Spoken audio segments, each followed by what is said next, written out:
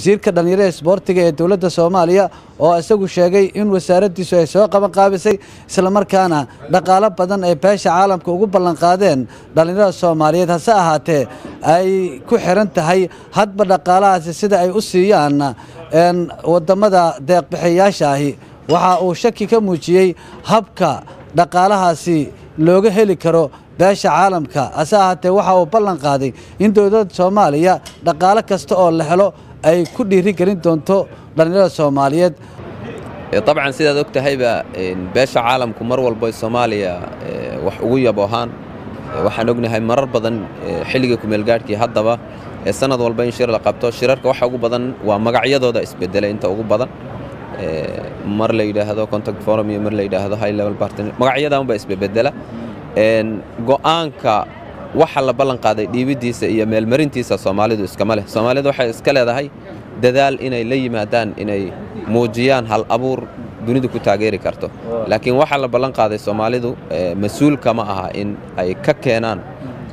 waayo sanduuq baa loo sameeyay waxa loo sameeyay muxuu ahaa saad maqashayba deeqda caalamiga sanadihii hore waxay ahayd in laba darishadood baa loo sameeyay la yiri mid governmentiga iyo mid oo NGOs ka xagga United Nations Community tii dawladda ilaa hadda waxba kuma soo dhicin marna adigu hadda waxa tahay wasiirka dhalinyarada hadda shir baad ka qayb gashay magaca dhalinyarada ku soo qaban qaadisay waxa inta badan dadku ay la yaabaan dowladda Soomaaliya waxbay saxiixaysaa haddana wixii markii aan sidii la rabay loo dhaqan gelin kama hadli karaan oo ma dhigi karaan lacagtiina lama siinin